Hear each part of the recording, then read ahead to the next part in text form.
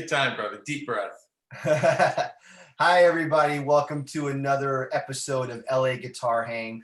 I'm really excited today. I have a very special guest. He's actually someone who's not a part of the LA guitar scene as far as I know, but he's someone that's really important to me. He was a really, really big influence to me, and he still is to this day from my childhood and growing up in South Florida. The great Randy Bernsen. Let's say hi to Randy. How's it going, buddy? Well, you're too kind, my man. You're too kind. And I got my background. That's the closest I could get to LA. We share that in common anyway. Well, you know. Well, yeah, this show, for anyone who's been watching so far, it's, I've been basically interviewing guitar players associated with the LA scene, but I want to be able to interview other people too, like someone like yourself, who I really, really love their music and admire. It could be someone in New York. So, it'll be kind of open, but Yeah. Randy is a very important part of the South Florida music scene for many, many years. And like I said, I spent a lot of time watching him play and listening to his records. And I've talked about you on this podcast a few times. Whenever I talk to people about the scene in Miami, sometimes people ask me like, what was it like, or who did you admire? And your name always comes up. And You're so kind, Dwayne. And no of course, problem. probably Scott Henderson was around here then. Have you interviewed Scott? No, not yet. I would love to get Scott. He kind of left before I was out doing things. I think he left in the early 80s. So I was getting out and hanging out more in the late 80s. So I think he was gone he was already touring with Chick Corea and all those guys and Zawinul, Yeah. Well, I remember him real quick when I was playing with Othello Molino, the steel drum player. We'd do gigs, and a few times I look out in the audience, there was this young kid with the hair out to about here, the front. Scotty, and we joke about it sometimes, but he's an LA pivotal signpost, Absolutely. LA guitar, but make it known he did start a lot of stuff from Florida. Yeah, man. There's so many great musicians that did come from Florida. Jonathan Kreisberg came from Florida, and he's now one of the greats in New York. And there's so many others, and the great Iris Sullivan that we lost earlier this year, which was last year actually. That was tragic. But yeah, man, I can't wait to talk about your kind of your upbringing, because even though we've known each other for many years, I've never sat with you for an hour or two and asked you about your history. So I'm looking forward to doing that. Now, did you grow up in Florida your whole life, or because I know that you went to the University of Miami. Did you move to Florida because of that, or did you grow up in Florida? Actually, I'm from Boston. Oh, okay. And my stepfather was an airline pilot, and he got smart and said, let's move down to where it's warm and the beaches. So we moved down to Plantation, Florida. Probably West Lauderdale in 1968. So, even though it could be said I'm from here, my grandmother in heaven right now is reminding me, you've got Yankee blood in those veins, son. So I've been here a lot. My dad was from Brockton. Oh yeah, I remember Brockton. Yeah. He has the thickest accent. He's been in Florida since 1968. That's when he moved. Wow. 69. And he talks like this, like I'm doing Brooklyn. And body. Yeah, he talks exactly like that. Yeah. He never lost it. And Dwayne, I never got it, and I took my wife there for the first time about 4 or 5 years ago, and we're sitting on the duck tour, those the vehicles that go, and after about 15 minutes, and this guy had the strongest accent I've ever heard, by the way, One my wife goes, what is a Haas? A Haas. He's talking about Paul Revere, riding through Boston. What is a Haas? And I think he's trying to say horse, but I don't know. Classic. New England's like a second home to me, because my parents would take me up there a lot of summers. My whole family's from up there. And I love it up there. I would never be there in the winter time, but man, the summer, it's gorgeous up there. This is great, Dwayne, because I'm going to be learning a lot about you, which is awesome. Right. Yeah, man. So you grew up in Florida. were your parents and family musical, or how did that work as a kid? No, they weren't. And I just recall when I was 12 years old, something like that, and I had a good buddy, and whatever. Would that be a young man's school? 12 years old. That is, pre-junior high school. But a buddy of mine had a guitar. His father was a doctor. Okay, and he saw that I took a liking on it too. And my mother raised 4 boys. It was kind of rough, so there's no way she could afford a guitar. And he just said, "Listen, I want to buy you a guitar. Now, the only thing is, you're going to have to mow my yard for the rest of your life, son." And of course, I said, yes. I think in the end, I mowed it 3 times and that was it. But Dwayne, but that is a fun little story of mine, because it was, I don't know, 20 years later, I did show back up there with my first international record with Jocko and Herbie Hancock and everybody else on it, and marched into his desk and put it on his desk. And I think we both started crying. It was kind of cool, Wow. Yeah, it's kind of neat. Well, I definitely want to talk about those records. Now, so he gave you a guitar. What year was this around? Shoo! Early 70s or mid 70s? Not even, bro. So I was 54, 67. Oh, wow. Yes, Okay. man. Yes. I will reveal my true age here shortly. Wait, so how old were you when you moved to Florida? 14. Oh, Yeah. so you didn't necessarily grow up in Florida. You moved there as a teenager then. Yes. Okay. Yeah. Okay. So that's okay.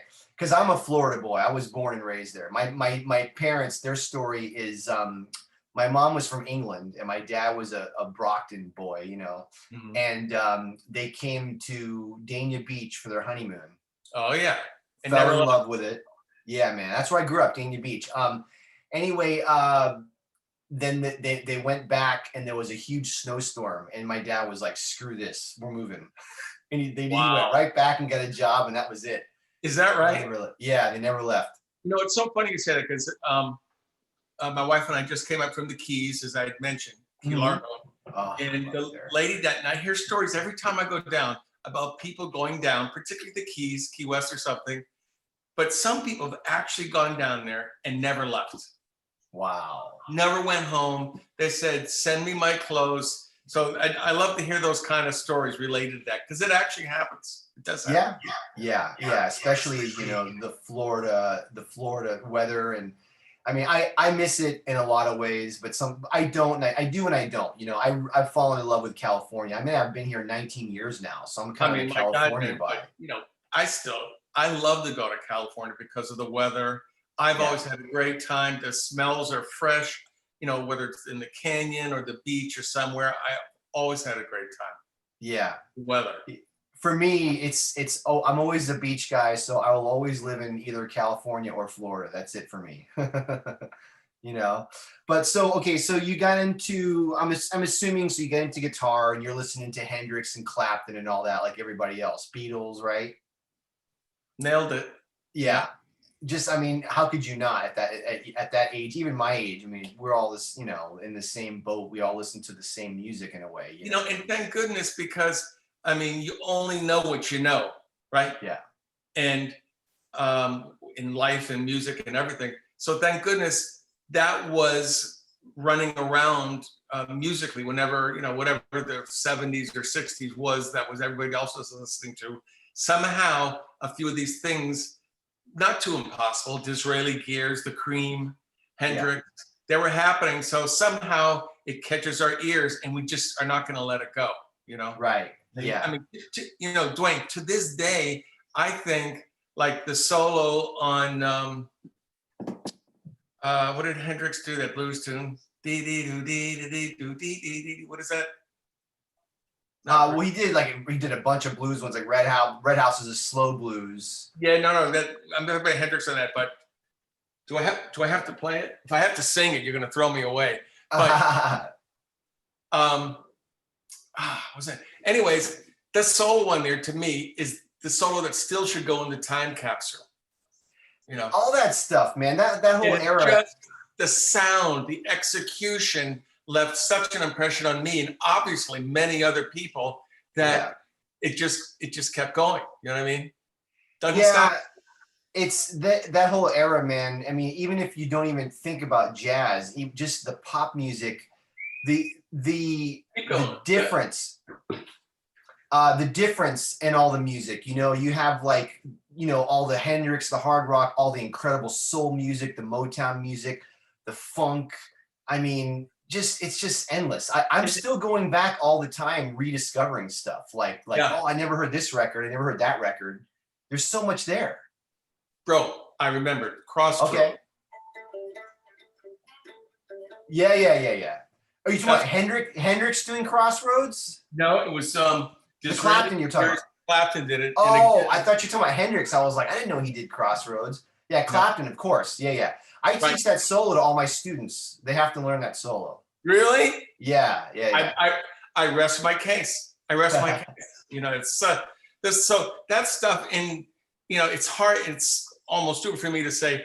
I just don't hear a lot of those impressionable things today, but that's impossible because art, you know, one man's favorite color is green, another one is red, and they could say the same thing about another artist, and they just, you know, anyway, art is a great thing. But myself coming up and other people, you know, my age and younger, etc., those were the obvious influences. You know, Hendrix, Clapton, Hendrix to me was a little bit later on, but right in the beginning there too was the Beatles, and that became for absolutely sure my appreciation and love for melody. Yeah, you're a melody player, absolutely, man. So that goes back to the Beatles. Yep. You know. Now, did you take guitar lessons or were you self-taught? Self-taught. You know, 12 years old starting. I remember my first gig, I think I was 13, playing at a church or something, a few gigs. But then I did take lessons from eventually a guy named Bob Whitlock. Do you remember him? Oh, Bob Whitlock, man. He's another legend in the Fort Lauderdale scene, man. I took one lesson from him. He was great. You know, I must have taken about 10 when I was 15. And, you know, I think anyone really learns on themselves. All teachers and everything can do is lead you the way. You know what I mean? Yeah. He saw I was ready to grab it and eat it, and he just showed me the spoon to use and the plate to eat off of. But he was classic. I remember one time showing up barefoot, and he sent me home. He said, no. Really? He sent me home. He goes, really? No, you can't do that. And he was just trying to teach me respect. You know, on the same thing too. You know, he said, oh, I'm sorry, I've got to charge you, but this is all about the respect thing too. But I have no words for that kind of wonderful teacher, human being. And it was a big part of my growing up, short as it was, but it was great. Bob Whitlock, fantastic. Did you study with Vince Breedice a little bit? I'll get into that. Then, you know, everyone in Florida has to put some time in, you know. I put in 9 years, dude. Woo! 9 years. Bro, you put enough time in for everyone that didn't put time in. You know? I know, man. He was my first teacher. You may know him, a guy named Mike Corbin. Do you know Mike Corbin? Yes, Mike. Mike's a great guy, great player. Different, yeah, man. You know. Yeah, he was my first teacher, and he was great. I credit him with. Actually, I had one before him who wasn't that good, but I won't talk about it. But Mike was my first good teacher, and he. You know, I was a metalhead as a kid. This was the early 80s. You know, I was all about Eddie Van Halen and Randy Rhoads, right?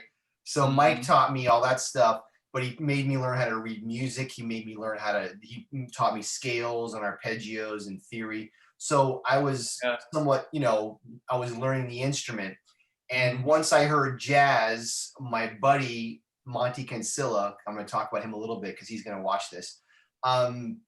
He turned me on to Breedice, and that's when I started to get into jazz. I heard Matheny, and I heard Jocko, who we're going to talk about, and I heard Wes and all those guys, and I just fell in love with jazz instantly. It was just automatic. And then I went to Vince, and I stayed with him all throughout college, even though I studied with like Lindsey Blair at FIU and all that. But Vince was just, you know, he was my guy, and to this day, I swear to God, he's long gone. And if I don't practice for a couple days, he's in my ear going, "You bum, you bum." You know what I mean? It's crazy. Wayne, now I have to ask you this. Yeah. If you had to put in a sentence, is there a common thing that Vince gave all of his students that he gave us? I mean, what do you think everyone mostly walks away with? Not just playing the B flat Paganini, but is there anything that comes to your mind? You know, you're kind of saying it anyway.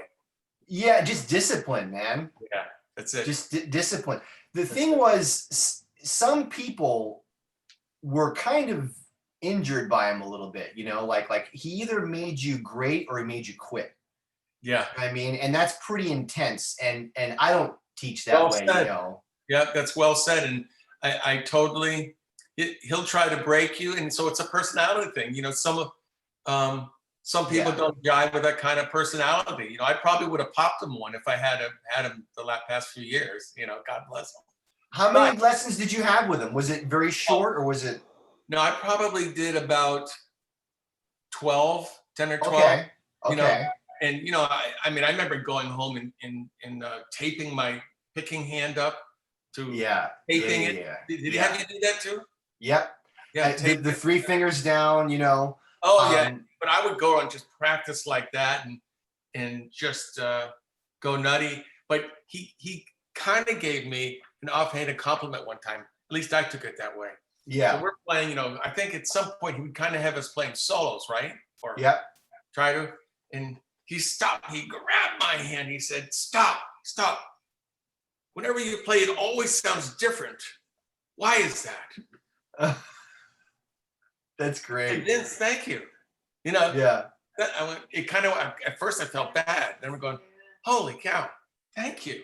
You know what I mean? He was so crazy, man. I could talk about him for an hour. I talked one of my other buddies, I don't know if you know Ash, but Ash Jangda, I interviewed him and he went to Vince and we talked about it. But God, there's so many stories. He was so opinionated. He hated rock music. And I remember one day he was like, "You got Hitler, Stalin, Lennon, McCartney." I was like, what? Can you imagine if he was around today? He would be on the news. Talk about opinions. We're not going to go there. Yeah. But can you imagine all the controversy, you know? Yeah. He would break you down, man. He would, you know, if he left at the right time, you know, I don't know. Yeah, if someone like, I remember like eventually everyone in town who was a good player would eventually go meet Vince. And we would do our lessons in groups and somebody would come in that had kind of a name or whatever. And he would say, "Let me hear you play something." And then the guy would play and Vince would just destroy the guy. I'd be like, oh God. No, you said it perfectly. Is like, you know, I guess it's like if you're in Israel, male or female, you're going to have to put 2 years in.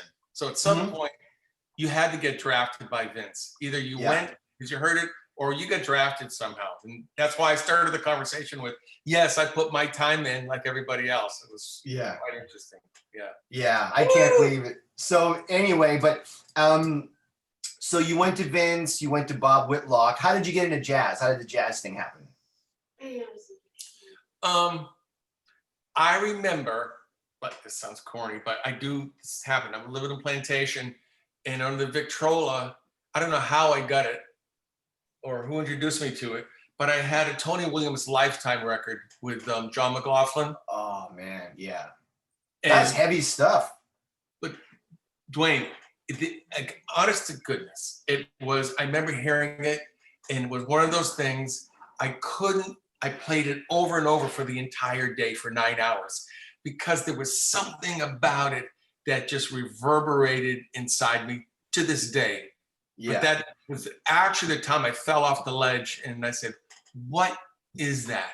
The improvisation. It was more than just McLaughlin going nutty. You know what I mean? There was the groove, the interplay, and my goodness, I'll never forget it. And cut it with a knife. I love John McLaughlin. Before, when you called me, I was playing to one of his records because that's what I do now. I just play to records all the time. And he did this album in the 90s with, it's a trio record with Joey DeFrancesco and Elvin Jones. and it's Yes. straight ahead. Yeah. And it is unbelievably burning. And McLaughlin's not like a swinging player, Yes. but man, he just kills over the stuff. He just does his thing, and it sounds great. Wait, my favorite McLaughlin record Mhm. is My Goals Beyond.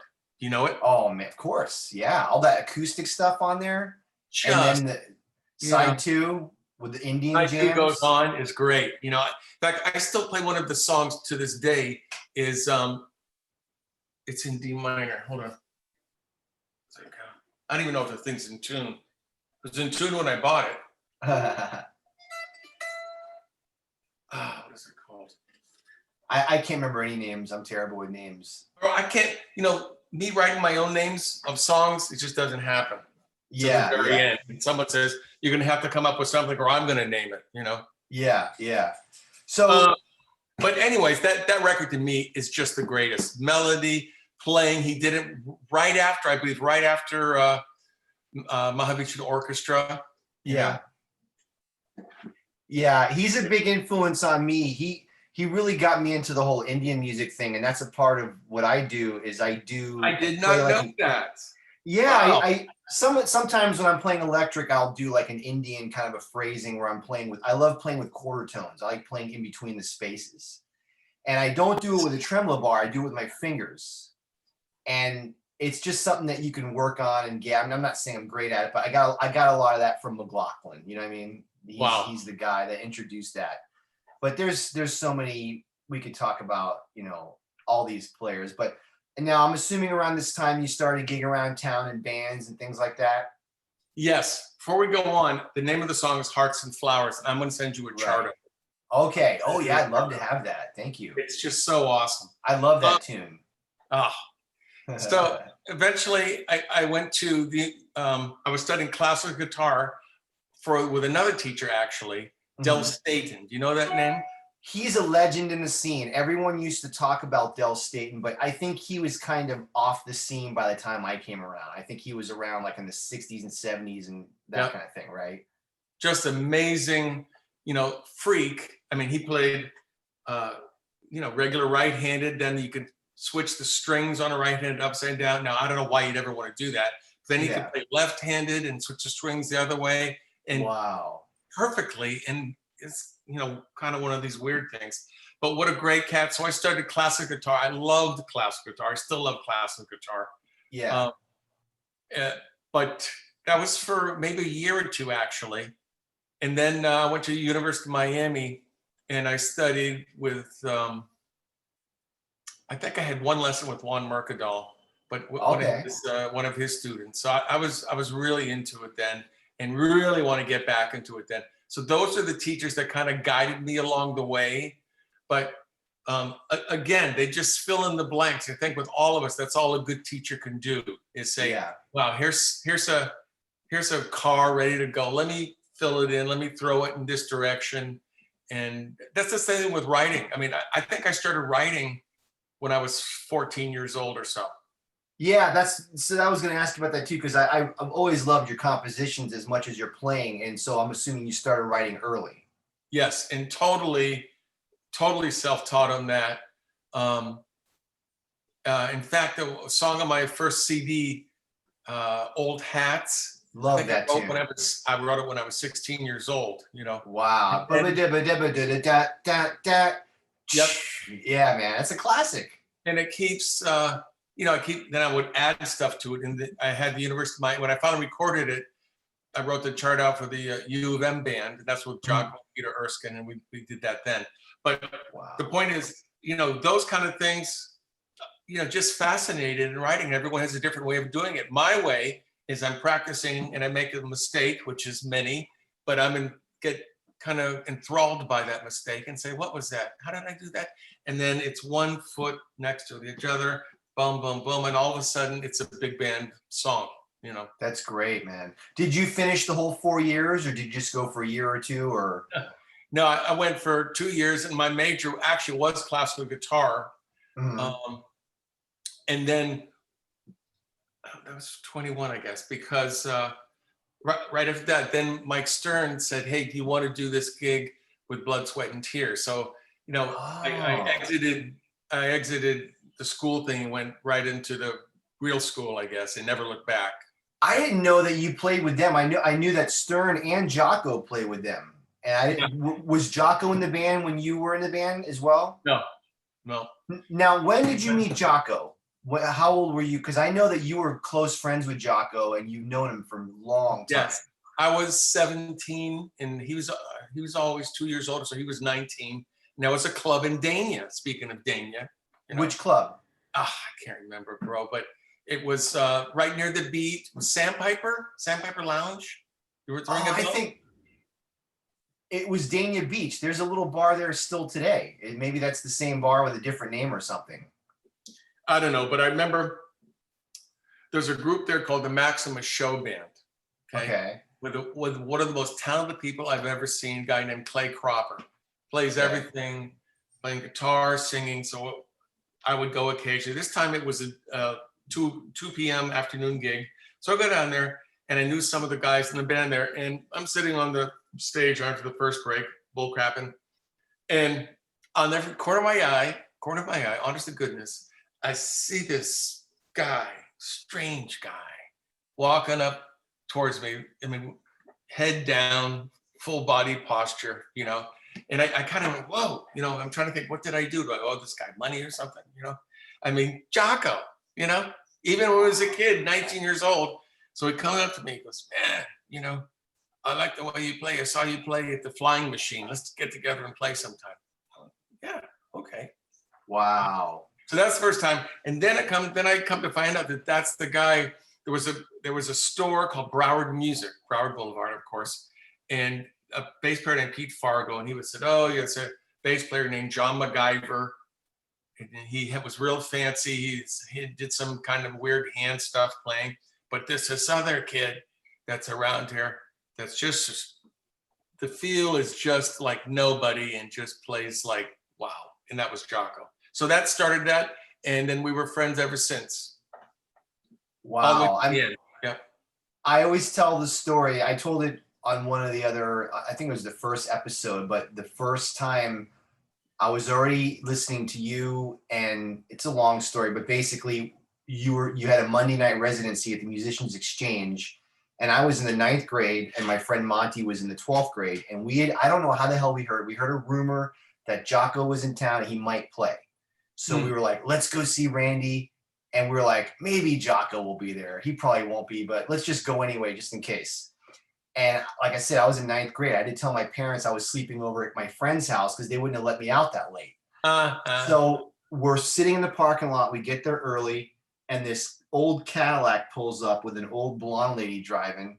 And we look, and freaking Jocko gets out. And we were like, oh my God, he's here, and we started talking to him. Mm-hmm. And we watched you guys, and we stayed like the whole night, and there was like 10 people in there, and I don't even know how they let us in because we were so young. And I think I remember you guys playing like 7 Steps to Heaven, like really burning fast. Yeah. I don't know if that was made up in my mind, but I thought you guys did that. And then he did Fannie Mae and all that. And we were very lucky because, as you know, many people in South Florida have kind of like their Jocko horror story where he was really drunk and freaked out. Yeah. But he was sober that night, and he was talking to us. He's like, yeah, I'm trying to get my act together, and, blah, blah, blah. And he played amazingly. And I think he died like 6 months later, But we were so lucky to see you guys. I know that time period. And yes, it probably was 7 Steps to Heaven because that was a song he loved to play. So it probably was that. But that time period, I remember that. And because, well, let me step back a little bit. I remember, 17, 19, before he even had his first beer, we would, go to the beach, play basketball, football, baseball. I mean, we were into sports and playing music, but that was him. Big time. And when I first heard people going, oh yeah, no, he's did it. I go, you're crazy. You're out of your mind. I do not believe that. Forget that. So, and that was a year or two after he moved to New York. So doing a gig at 7th Avenue South one time with Othello and a few guys, and in comes Jocko. And that wasn't the Jocko that I knew. it was just, I mean, I think I cried, like, you know, it was just, couldn't believe it.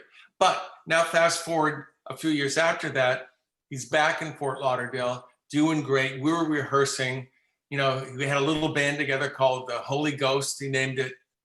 And I remember calling Ricky Schultz, who was doing my deal with MCA Records, who's still then a firm Jocko believer. So Ricky flies in. It looked like it was going to be on the way up. And that's about the same time that you're talking about, 6 months before he passed away. So he was kind of getting his act together at that point and everything? Totally. Some wonderful nights of playing and coherency. And it was just so great and so tragic at the same time. Yeah. Now, your first record is one of my favorites, Music for People, Planets, and Washing Machines. Is that the right? I said it in the right order, right? Yes. Sometimes I screw that up. That's got Jocko. That's got Herbie, right? Yep. Am I right? Okay, yeah. And Wayne was on Mowasabi. The tunes on that record are so great, man.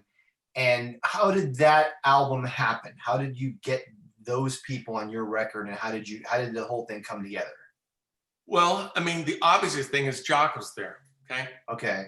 But I remember, I mean, back then, let's see, what would I have been? In my 20s, 25, 26, I mean, I was on fire, like a lot of people can be earlier on in their career. I mean, you know one thing, you're going for it, and there wasn't an iPhone around or anything. There was no distractions. Well, plenty of distractions, but yeah, I was very driven at the time, you know. So knowing Jocko in Fort Lauderdale before he got famous or anything, I mean, he was just an incredible musician beyond, as we all know. Yeah. So the Lord really blessed me with meeting some friends of my parents. They saw I was turned on. They said, look, is there any way we can help? I said, well, I'd like to do a project, a CD. So they actually gave me a budget and said, go. So I just said, who would I love to play with, you know? So the funny thing with Herbie is, Mr. Hancock, I'm sorry, is, do you remember a bass player named John Goodwin in Hollywood? I think so. That sounds familiar. He was around, and again, just hitting it at the same time. He was going to try to get Herbie Hancock on one of his records, and it didn't work out timing. So I had the berries, I guess, to say, oh, you know, any idea where he's going to be? Well, as a matter of fact, he's going to be at this hotel in 2 days or something. So this is a tribute to Herbie Hancock. I actually called the guy up. I don't think I could do it today. Hi, Mr. Hancock. Hi, this is so-and-so. I'm a guitar player, and I'm going to do this record. And I know that you're coming down here in a month to South Florida. Is there any way that you could maybe play on a cut or two? God bless him, man. He says, sure, send me the cassette. Son of a gun. Send him the cassette. He heard it. And then I said, well, you know, Jocko's going to be on it, and some guys down here. He goes, great. So, and he knew Jocko because he played on Jocko's CD back in '76. Yep. And actually, they first met each other, I believe, when Jocko played on Herbie's record or did a tour, did a few gigs with him. Okay. I think was the first meeting with them. So that worked out good. We did the session. The session was decent. You know, those guys are just always great. But before we played, Herbie said, come here, you know. So I went over to the piano. He goes, I want you to know I'm doing this project because I really dig your music, not just because of Jocko. Thank God. I'm going to go to my deathbed on that one. You know what I mean? Wow. Now I can just fly airplanes like I do, and you know, don't have to worry about music anymore, thank God. You know, but that was a real compliment, and many years ago. So that's how that happened. And I had this record before MCA Records. I got a hold of the record, and it ended up to be a nice, decent record with Michael Urbaniak, Ursula Dudziak, again, Erskine coming in on it. And I remember that Jocko and I picked Peter up the day that John Lennon got shot. Remember yeah, that's what I remember about that. And Jocko was in tears. He picked up my van. Of course, I had a van. And we go over to Peter Yanalos's recording studio in the warehouses. and record.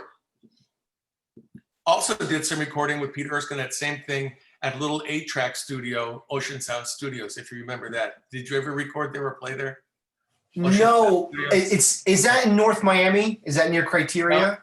No, that's Oakland Golden Park, Beach? Florida. Oakland Park. Yeah. Okay, yeah, I didn't record. I actually recorded at Criteria once, but I never recorded there. Oh, yeah. Um, so, Dwayne, God bless you, man. We're going back. This is going to mean nothing to a lot of people. No, man, it's important because South Florida music. I'll tell you that right now. Yeah, and I'll tell you, you know, one thing I wanted to bring up and talk about is that, you know, those records, along with Jocko's records and along with the early Scott Henderson stuff, the first couple Scott Henderson Travel Tech, there's really, and no one talks about this, or at least I haven't, and I think about this a lot. At that time, I don't know if it exists anymore as much, but there was a real Miami sound. There was this sound that was a mixture of all kinds of music, because Miami was really, you know, Jocko talked about this, where everything was cool, like straight ahead jazz, funk, R&B, blues, Latin music, calypso music, all these elements in a blender. And your music has that. Like with Othello, there's all these Caribbean influences, but then there's Latin influences, and then there's modern jazz, and there's your music always has lots of funk and groove music. And it's all in there. And Jocko had, you know, you hear it on Jocko's records, and it's that sound. And I just love that sound. And whenever I hear your records, it just automatically brings me back home to Fort Lauderdale, driving down A1A at night, awesome, bro. you know. And I miss that sound. And I almost like someday want to make a record called Miami and fly down there and try to write music in that style and whatever. But, you know, I don't hear that kind of, I'm not in Miami anymore, but is that, do you know what I'm talking about? Was that something that was talked about at that time, or did it just, the music just sounded that way? That's like one of those things that, you know, doing, you know, as musicians, we have to play all kinds of gigs. Right. And you know, I'm very proud to say for 30 years, I made my living just doing music, you know. Now I'm doing flying and some real estate and stuff. But for 30 years, it was music. And back then, there was enough environment and just places to play. People would come out and hear it. And you could actually make a living doing it, playing original music. So that's what we did. I had an outlet for all my stuff, and everybody else did too. So it was a real natural interchange. And it's funny you say that because, you know, when you're doing anything, you don't know it. Other people can see it, possibly. You know, they're outside, or you were there and you can identify with it. But I remember one time, I think after my second CD, and I was even getting some calls for studio stuff. And I remember talking to Pat Metheny, who's acquaintance. I think I can call him a good friend. Yeah. And I told him, I said, Pat, you know, I'm thinking about moving maybe to LA or New York or something. And he goes, why would you want to do that? Wow. You guys got such a thing down there. And I'm going, not knowing, I'm thinking, well, I thought we're trying to chase the coattails of New York and LA. You know, I'm thinking that to myself. He goes, no, man. He goes, I don't know why you don't even think about doing that. Wow. I never did it, but I remember him noting the same point. You know, there is a little different vibe down here. Did people talk about it back then? Because I was so young, you know, when you guys were all doing that. But looking back, were people calling it a Miami sound, or did it just, the music just came out and nobody really talked about it? You know, I mean, jazz is the, what is the way, the freckle on the bum of the music industry. Is that saying it nicely? You know? Yeah.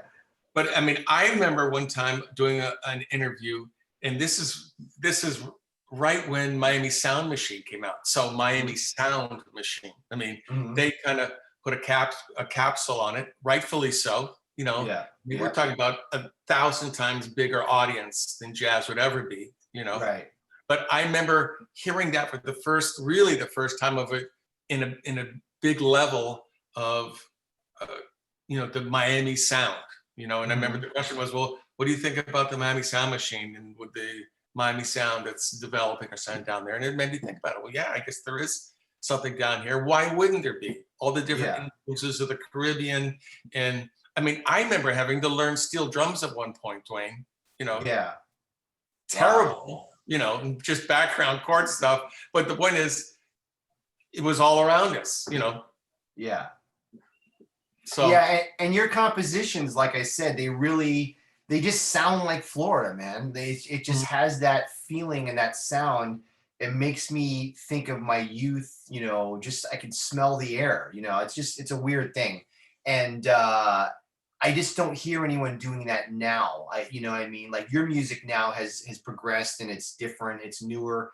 But is there a scene now? Like, because when I left, I felt like there was not much going on. And I always say that Miami and South Florida is the kind of place where it's loaded with great musicians, but just not a lot of places to play creative music. Like, there's always lots of gigs to do, you know, cover band stuff. But when I left, there really wasn't anywhere to play creative music. What's it like now? Because I've been gone for so long, I'm out of touch. I mean, not COVID, and obviously. you left, how long ago did you leave?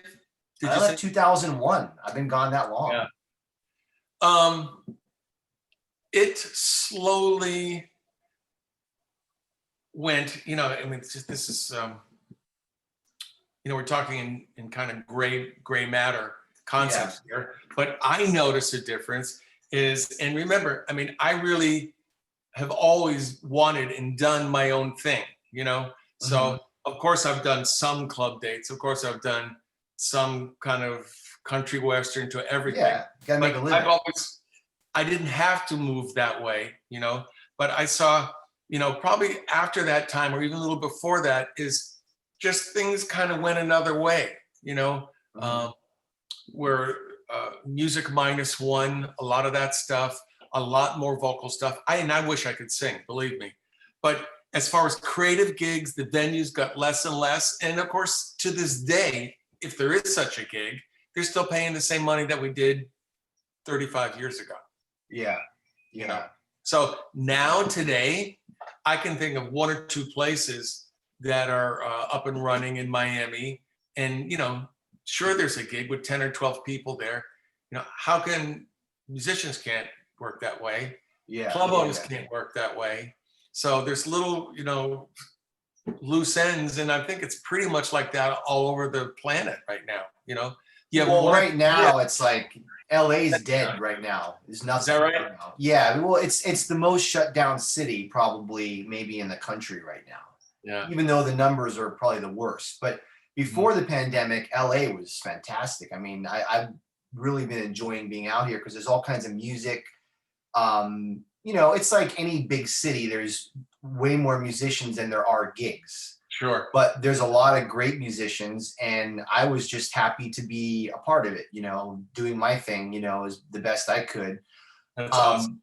But anyway, getting back, so you made, after that one, you made Mo Wasabi, and then I remember Paradise Citizens. I remember I bought that on cassette at Peaches in Fort Lauderdale near your house. Yeah.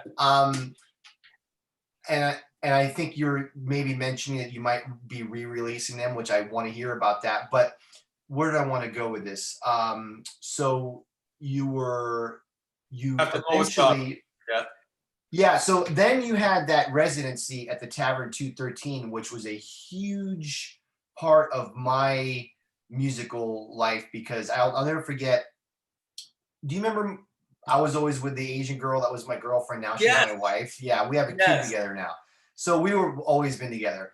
And I remember I was at her house one night. It was like a Friday or Saturday night. And I was sick to death of going to the movies. I said, God, can't there be any live music? Like, I want to go see some music. So we look in the paper and I look in there and it says Rainy Bernsen, Tavern 213. And I was like, holy shit.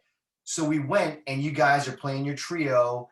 And I was like, and you were there every week. And I said to my girlfriend at the time, I said, this is it. This is what we're doing every weekend from now on, period. And we went almost every weekend for a couple years. Not every week. Eventually she's like, I can't. Oh, I remember. I remember. That's awesome. She did it that long. Holy cow. And all my friends would go and we'd drink beer and have a blast. And I'll never forget that time because, you guys, the music was so free and so open, and you had like Pete Sebastian and John Yarling and all these great players. And you guys would be doing weather report tunes, you'd be doing your originals, you'd be doing pop tunes, you do like, like Wayne Shorter stuff. And man, the jam and the Live at 213 CD that's the sound. Like that was what it was like. And I've been I jammed with that record last night, and it's just so great, and all your guitar synth stuff, which I want to talk about. But the one thing that I always remember that still in your playing is how much patience you have. Like you would play these long solos, but they would never get boring because you would pace yourself so slowly, and it would just build and build and build.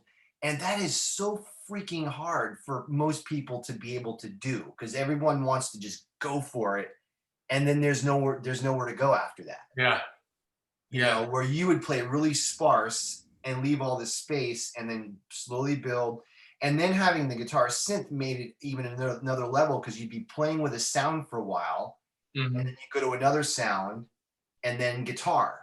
And it would just, because you were doing that, each like kind of level of the solo had a different vibe to it. Right. That it just made it so much more enjoyable to listen to.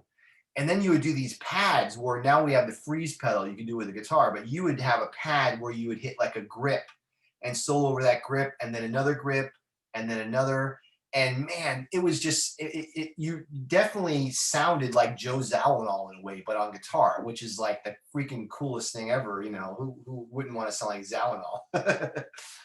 So that was such a great time, and I really remember that. It was awesome. Dwayne, I mean, myself also, and all the guys that participated back then together with me, is like, it was probably it's 5 years as far as a chunk of time where we really got to get into music, how to play it with, individually and then as a group, because it really was an improvisatory thing. Yeah. And everyone could improvise. And it was really great. You said, you reminded me of something, is it wasn't like a regular gig where you wanted to, you got to, okay, now it's time to solo. I got to hit it hard, Yeah. It's like, we just weren't afraid. We got into such a comfortable environment, and thank God there was a place like that. Yeah. That would let us do that. Of course, it'd get too loud, and the bartender would throw little drink things at us and stuff. And one time, John Eatman came in with a catcher's mat on his face, ready for when they started throwing stuff at us. But that was such a great time. And to this day, when I talk to the one and only Archie Pena, he was drummer, occasionally. He, honest to God, he knows my music better than I do. I'll come in, play the melody, he'll whistle it, or he'll do something. He's such a talent, but he always starts the conversation, man, could we ever do those days again? Would that ever? Honest to goodness, this is 20 years later, I know. But some of the things I would really love to do, now we're talking about Tavern 213. By the way, Tavern 213 Volume 2 will also be coming out this year. I've already done it. I've just been lazy about getting the all the correct releases and stuff like that on the cover tunes that we did, Okay. But bro, it is smoking. To me, it's really a Pete Sebastian record, because he is so killing on that, and so is Yarling. Bro, you haven't heard anything to hear this one. And I've purposely put Pete, it really is, I should just name it Pete Sebastian record, and because it's just ridiculous ideas, flow, timing. It's a live record, so the sound is live, and different drummers and everything. John Yarling, Archie's on there, but I've just been lazy doing. But that will be coming out this year. Such a great. Thank you for bringing that up, because even to this day, I'll meet someone, or someone will send me a Facebook message and goes, "Man, remember those Tavern 213 days?" So I'm very proud to be part of a time in a lot of South Florida people's musical fun time. Please tell me Elegant People is going to be on that record. Most likely, yes. I mean, Oh, every I think time you it's play that, like I'd be like, oh, they're 12 playing songs. Elegant People, Weather Report. There's a group down here, the Electric Kiff. Do you know them? No. Wonderful bunch of young guys that are continuing to flame in that area. Good. And as we recorded Elegant People, oh no, we did something else. Sorry, another Weather Report song that we recorded video. That's another thing I want to put out this year too, guys, if they ever hear this thing. But Okay. there are a few groups that are carrying it on, just no place to Good. do it, you know. Yeah. Anyway, Yeah. he's So, average 13. Yeah. are you gonna re-release Mo Wasabi? Because Wayne Shorter's on that, and you got to put that out. Yes. Oh Mo man. Wasabi and Paradise Citizens. You know. Yes. Now that one, who's on that one? I forget who's on that one. Is it the Well, same Bill, cast? you know, some of those recordings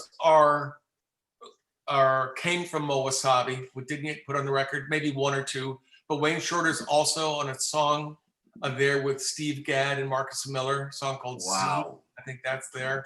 And I think Yeah. another one or two songs also. Toots Tillman's is on there. Right. Yeah. Yeah. He was on some Jocko stuff too, right? I think he was on Toots Word of Tillman, Mouth. oh yeah. Oh yeah. Man, yeah, yeah, that was part of the whole scene, you know. I haven't heard Paradise Citizens in years because I have it on cassette somewhere and I don't even know where my cassettes are, and I haven't heard it. So it'll be like hearing it for the first time again, you know. Well, I'm writing this down. I'm gonna try to send you something of it. You know what I mean? Honestly. Okay. And I try to send you like a little cross section of other things I'm doing. You know, Yeah, I heard, I listened to some of the newer tunes, man, and that's the other thing. Like, I mean, you've been doing record. You gave me your last record recently that you actually recorded out here, I think, right? Yep. When I saw you at NAMM, but I can't find the CD right now. I wanted to kind of do a little bit of homework, but it's not on Apple or anything. Are you going to put that on Apple or anything, or? It should be. It's called Grace Notes. It should be on there. It was actually released by Blue Canoe Records. Okay, I have to listen to that one because I remember when you gave it to me, I really enjoyed it. Okay, I'll look it up again. Or, you know, it's on the other ones too. It's probably running around the Pandora channel also somewhere. But Okay. Spotify, it should be there. But please, I'm going to send you that CD also. You know. Okay, cool. Thank you. And then you know you have a lot of you did that Christmas record, and you have I know you do a lot of some religious music here and there, and it's very beautiful. Solo acoustic, nylon string, beautiful stuff as well. So record, it might be my favorite CD I did, bro. Yeah, honestly. It's beautiful, man. The arrangements are they're not overly clever where you're over reharmonizing shit and watering it down. Yep. Where it's just beautifully done. You know, a kind of a hit chord here and there just to keep the interest going. But yeah, it's just, you know, it's really nice stuff. You know, once again, melody. You know, if the melody is leading the dance, you just got to follow it and dress it up a little bit. Just right. Complement it. And those melodies, they're time tested. They're some of the greatest melodies of, you know, ever. Of course. Yeah. Absolutely, man. Yeah. I listened also to that live in San Miguel, man. What a killing record that is. Nicole Yarling, right? Yep. Is that, I'm assuming John's on drums too? John Yarling? That's Archie Pena. Oh, Archie Pena. Okay, because I listened to it on Apple. It doesn't tell you who's on there, but I definitely could tell that's Nicole. Nicole Yarling. She's still around. She's still. Yes, she's very much. We haven't done a gig in a long time. I know she's teaching somewhere, you know, some school, and she's really carrying that torch. I hear wonderfully, you know. Yeah. She's an amazing jazz singer and violinist in the South Florida area. Her former husband, John Yarling, is one of the great drummers. I used him on my second CD, and he plays so great on that. And he's just an amazing musician. Just one of the greatest. Yeah, man. But yeah, so you know, it just so much great music that I wanted to bring you on here just to talk to you because, like I said, I never really got to talk to you about your background and how you came up, and it's just I was like, I got to get a couple of Jocko stories out of him. You know, any other cool Jocko stories like when you were playing? Oh, let me ask you this because I want to know. All right, here's what I want to ask you. I know there was this incredible scene like in the 70s with Jocko and Metheny and Bob Moses playing trio, and then Ira and Joe DiOrio playing together. I'm assuming you were around all that stuff. Yes. What Yeah. was that like? It was unbelievable. But of course, we look back now, back then, you just say, man, how can that get better than that? Because we were just in the middle of that. And myself, the Unitarian Church, I would go there. In fact, I remember a few times driving Jocko there. We would go, and one gig he showed up not with his bass but with a ukulele. How about that? He showed up with bass with a ukulele. Wow. To the gig. And another funny thing, and that's during the time of when they were doing streaking. Really? Are you familiar? So I remember Unitarian Church, Ira and Jocko up there. Jocko's going to ukulele, and some dude runs backstage naked. Bro, those were crazy times too. And when Ira would play with DiOrio, were they playing like way out, like free, pretty much? Because that's what that scene was, right? It was about free playing. It was free, but even when they would do like any standard or something, it would go here, there, to everywhere. Yeah. Just here, there. Did you spend time with DiOrio at all? Did you ever take any lessons from him or anything? I got together with him like maybe 3 or 4 times. What was that like? Place. Just great, he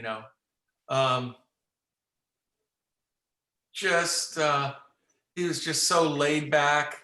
And I remember I was going to school also at the Miami-Dade Junior College. That's it. That's where I went. With Giorgini and all them. Yeah. Yep. North Campus. Yes. Yeah. And that's where Greed Ice was. Yeah. Did I meet him? Yeah. DiOrio was taking art classes then. Wow. So I would see him quite often in the hallways, And maybe once or twice we'd pick there, we would talk. But I remember going over his house a few times and us playing and what did he said something,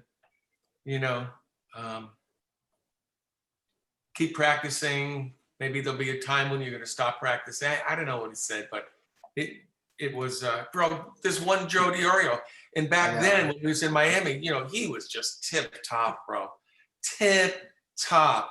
And we would talk about the Slanimsky book, page 163. He had some name for it or something like that, but it had all the 12-tone row stuff that he was doing, Those Spitball records were unbelievable, man.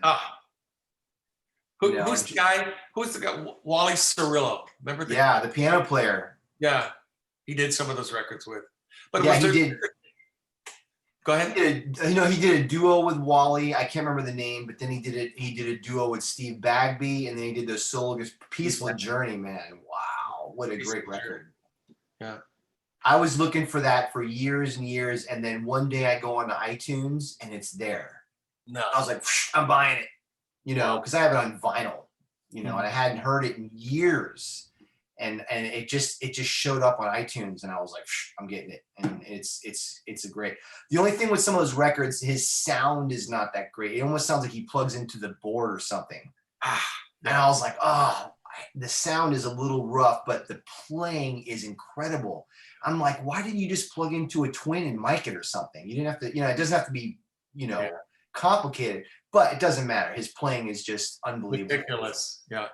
And I also remember those times. You remember where I lived? Yeah. Yeah. Well, that street, 17th Way, right down the end of the street was where the old Bachelor's 3 was. Did you ever go there? No, that was probably way before your time. Yeah, probably, yeah. But that place, down the street, I could almost throw a rock and hit it, is where Peter Graves and then would play behind just between Frank Sinatra, all the big stars, and Jocko did many of those gigs back then. Coming up. Oh, with Sinatra? Man. Huh? With Sinatra? Yeah, man. Yeah. Man. Bachelor's 3 had all the big stars there at the time. Now it's a Bank of America, but that's probably the first place I met Pat Metheny, because he actually did a few gigs there also. So I remember going there a few times. It would be him, Danny Gottlieb, and Jocko. And between sets, they'd have like an hour and a half between sets. They would just be blowing in the back there. They Just would playing nonstop. nonstop. You know, I mean, Wow. you know, maybe Gottlieb had a little, just a snare drum and one cymbal or something. Mhm. But that was, I mean, let's think about that. That would have been 74, 75, something like that. 75, something like that. So they were just killing it. Matheny had his L5, and that's actually the first time I played with Pat Metheny. I brought my guitar in there one time. And Wow. When you were at University of Miami, was that after Metheny was there or before? Yes, it was right after Metheny left. I remember seeing him at school down there once or twice, and I don't know, how does the story go again? He went down there as a student for 2 weeks, and then he became a teacher. Well, yeah, supposedly he never went to class. He just practiced all day, and then they made him the teacher because he was better than everybody else. Yeah, great story. And when you would see that trio. Yes, in the back room. So let's say they were playing behind Charo or something crazy like that. And between breaks, they'd set up in the back room and just blow like wild dogs, you know. And then they went on tour with Joni Mitchell, or at least Giacomo Metheny did. Yeah. Man, what a group that was too. Great videos of that, my Lord. So I don't want to keep you all night, but what was it like playing with Zawinul? Joe Zawinul. That must have been unbelievable, man. It really was something, because, you know, he was so many of our one of our great heroes, and still to this day he was. So I remember seeing him the year before, or 6 months before I joined the group, seeing them in Italy, and it was very rocky. I mean, you know, I probably you, so many people are just devotees of Weather Report and Zawinul stuff. I remember going to this concert, and I'm going, wow, it's really a lot more rocky than anticipated. And I said to myself, gosh, I don't know if I want to really get involved in something like this. Can you believe I just said that?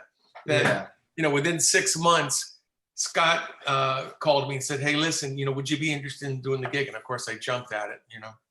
Wow. And it was just, you know, Dwayne, we could go on for hours about that, but I'll try to hit some of the finer points, such as I remember having a gig a few weeks before my first gig with them at Margaritaville with Steve Rucker down in Key West.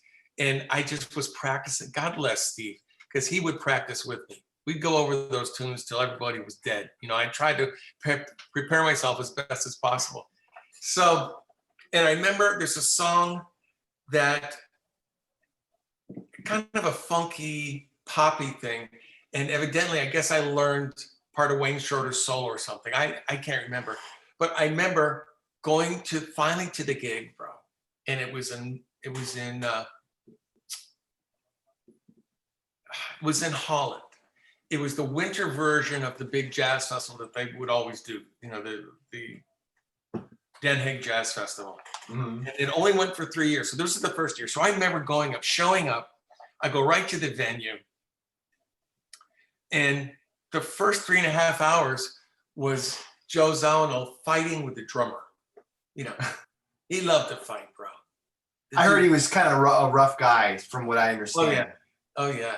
And if you didn't tuss with him, you know, I mean, I lasted there for 2 years. I don't know how, but I saw a few people come and go, and you know, just, you know, wow. I don't think Joe likes me. I said, bro, Joe loves you. You're on the honeymoon tour. It doesn't get better than this. This is it, baby. He's loving you. And you don't know. Oh boy. So I'll never forget. I'm sitting, you know, at the thing. I don't recall being terribly nervous. Maybe I was so nervous I wasn't nervous. Does that make sense? So I said, they're fighting. Finally, there's a half hour left to rehearse. All right, kid, let's go. And I got a half hour. I think we went over 2 tunes. I can't believe it. So that was my rehearsal, and then we did the gig and all that kind of stuff. That stuff is so amazing, man. It's so heavily African influence, and you just listen to it. It's like, what is this, man? I saw him. I don't know when he passed away, but it was couple years before, he played at the Hollywood Bowl, and Scott played that gig. Mm-hmm. And it was just like, what is this? It was so great. I think it was Zawinul and Schofield and like one other group. And it was because it was like the Hollywood Bowl would do like a Wednesday night jazz series all summer. And that's one of the benefits of living in LA, because the weather is so great that it's never that hot and there's no mosquitoes. So, you know, LA, I mean, and you know, the Hollywood Bowl is this outdoor place, you know, I'm sure you've been there. And on Wednesday nights, what we would do is we'd buy like tickets like way in the back for like $10, and it's half empty because it's a Wednesday night. So we would just, and they don't check your seats. So and you can bring in food and booze and stuff. So we'd bring in like a 6-pack of beer, move way to the front, and you're sitting there watching, you know, one week it's Herbie, the next week it's Zawinul, the next week it's Wynton Marsalis or whatever.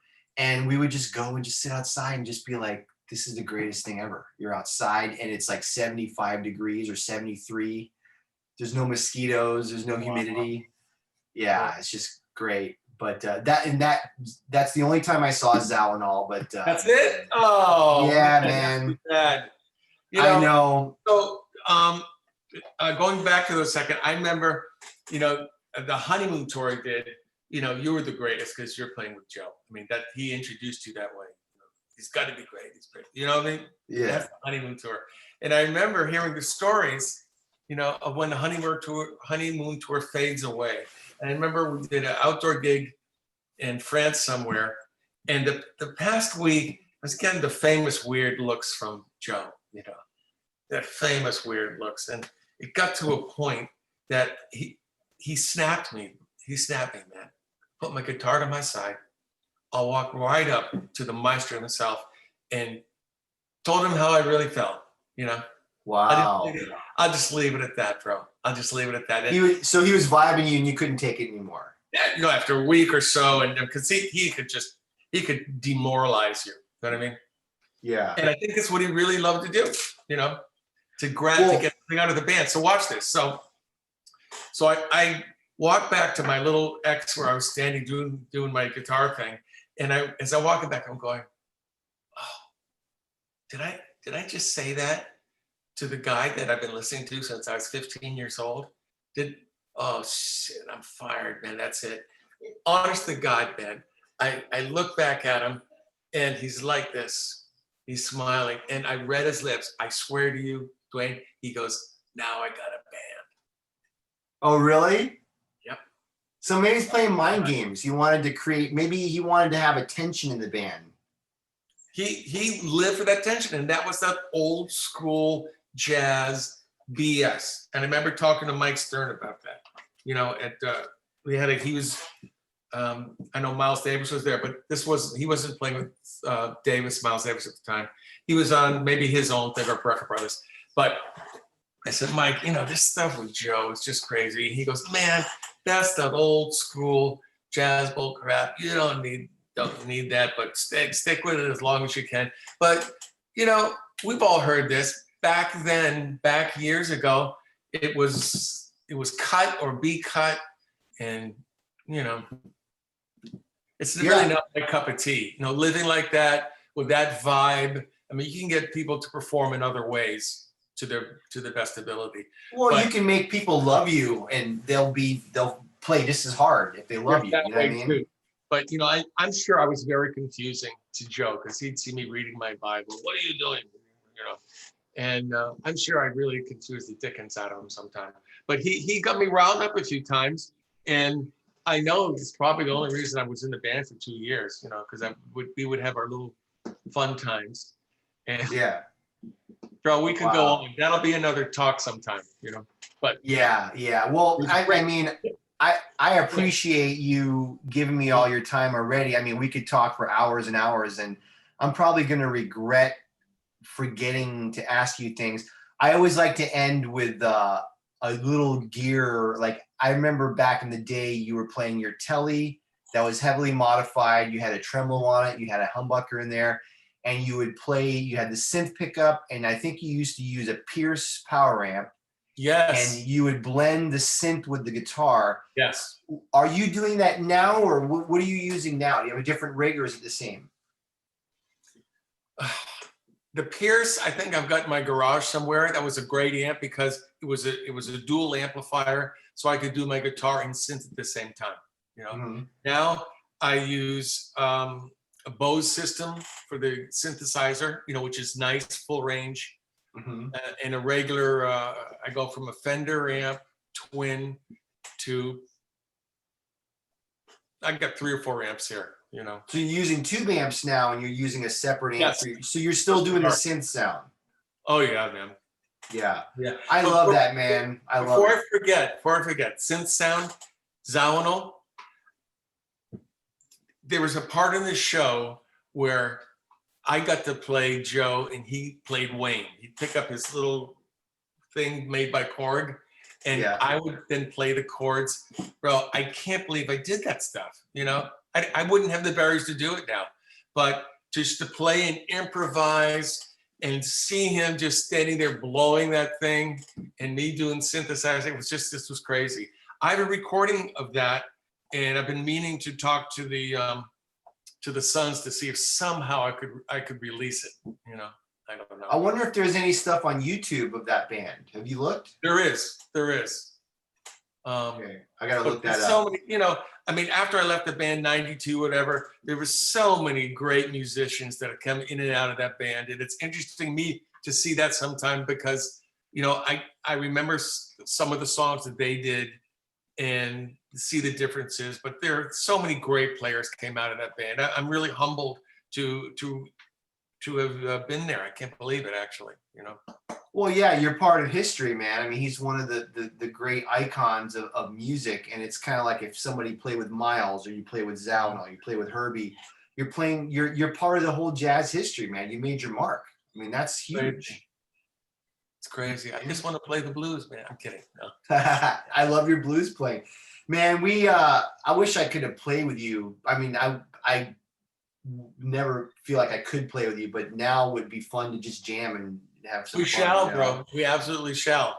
You know. The next time I come down to Florida, I'm gonna look you up and maybe we'll hang. Because my dad, he lives in Sebastian now, so it's a little bit far. Oh, okay. But my mom passed away, so he moved up to Sebastian, and he loves it there. It's very, very quiet there, and I go every year. And so who knows, maybe when COVID lifts, if you start getting some gigs, I definitely want to come out and hang and see what's going on. Even gigs to no gigs, we got to get together and hang. You know, I live right next door to that place you came to years ago, right next door.